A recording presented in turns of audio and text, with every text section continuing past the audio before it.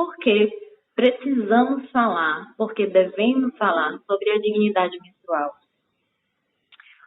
Olha, Amanda, é um tema super relevante e super importante, não só para as mulheres, mas para o conjunto da nossa sociedade, né? Porque dignidade menstrual é um direito, e é um direito já reconhecido pelas Nações Unidas desde 2014, né?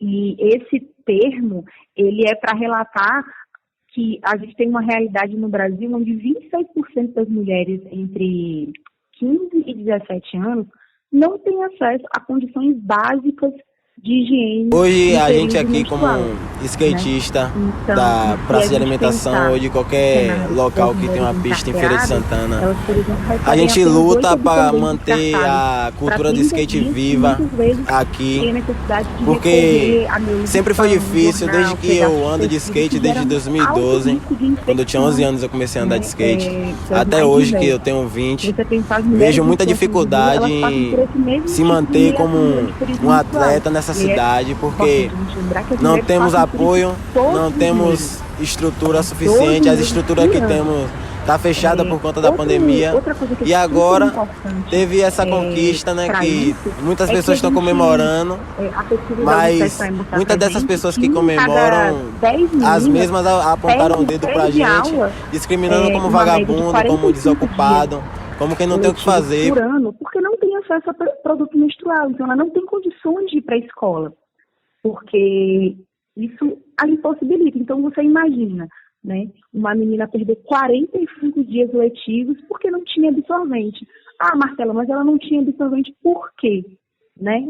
Ela não tinha absorvente porque no Brasil, infelizmente, a gente tem uma taxa altíssima de imposto sobre os absorventes, inclusive um dos maiores do mundo, né?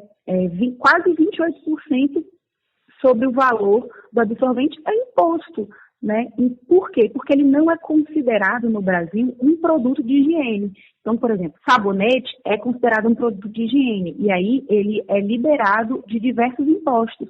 O absorvente não.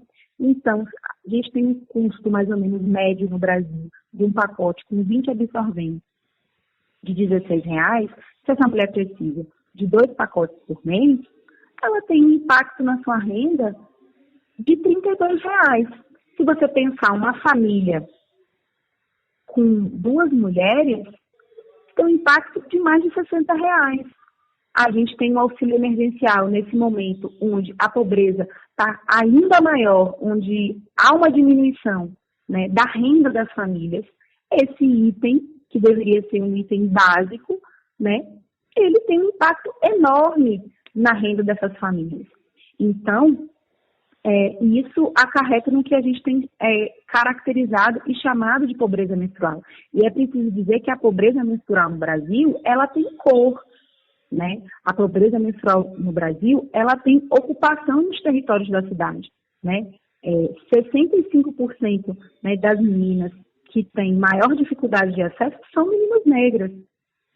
E elas são meninas negras situadas em territórios periféricos, e as outras meninas, que são meninas brancas, em sua grande maioria, são meninas brancas de famílias pobres, né? De famílias que estão, em sua grande maioria, na extrema pobreza. Então, a gente vai ter um dado no Brasil que é alarmante, que é que 713 mil meninas não têm acesso a banheiro, a água encanada e também a absorvente. Mais de 4 milhões não têm acesso nos cuidados nas escolas. Então, o que a gente precisa fazer? A gente precisa se informar. E, para isso, a gente precisa tirar, né, isso de tabu. Isso não pode ser mais uma coisa assim, não vamos falar sobre menstruação porque é sujo, né, é nojento. Inclusive, as pessoas ao longo da história, né, dão outros nomes para a menstruação, como Chico, outros nomes, né, para esconder isso. E isso significa também esconder informações. Então, é preciso tirar isso da marginalidade, né? É preciso mostrar que a gente precisa ter a garantia desse direito, né? Tem um relatório da Unicef que vai dizer que de acordo com a cor, com o nível social e com a renda, né? E aí, como eu disse, que as meninas negras têm 3 vezes mais chance de viver em vulnerabilidade, porque vivem em situações, em lugares que não tem esgoto, que não tem acesso à água encanada, né? A um saneamento básico. E isso na pandemia ficou ainda mais sério, ainda mais grave.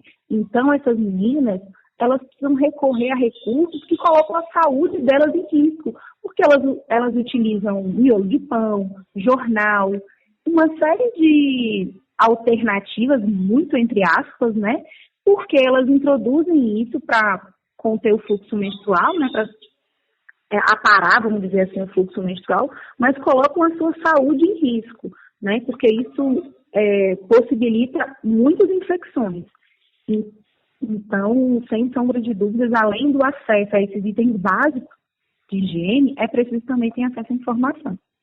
Entendo, Marcela. E o que você acha, em sua visão, que deveria ser feito, ou melhor dizendo, que deve ser feito, além de tudo isso, de mídia, redução de impostos, o aqui e agora? O que pode ser feito aqui e agora, em favor dessas mulheres? Olha, aqui e agora, especialmente aqui em Feira de Santana, é, por exemplo, inserir como item da cesta básica, né, que deveria estar sendo, inclusive, entregue pelo município, né, o absorvente. Né? Você precisa inserir na cesta básica o absorvente. Né? Outra medida que as prefeituras e que o governo poderia tomar, que é a garantia do absorvente nos postos de saúde, nas escolas, nos presídios, nas secretarias que viabilizam, né, os programas de assistência às pessoas em situação de rua. Além disso, garantir acesso a saneamento básico, né? Uma outra coisa que a gente também pode pensar principalmente no momento de crise, onde a gente tem tido uma altíssima taxa de desemprego, o Brasil aí passou dos 14 milhões de pessoas desempregadas. Então, se o governo pudesse apoiar iniciativas e criações, por exemplo, de cooperativas de produção de absorventes de pano, né, absorventes conhecidos como sustentáveis, para estimular, inclusive, as mulheres, né, que estão em situação de vulnerabilidade, para terem uma renda e garantirem o acesso a esse direito, por exemplo, poderia sim ser uma das alternativas nesse momento de crise. Marcela, foi um enorme prazer ter você aqui conosco, foi um enorme prazer poder te escutar, poder escutar um pouquinho mais a fundo. Espero contar sempre com você.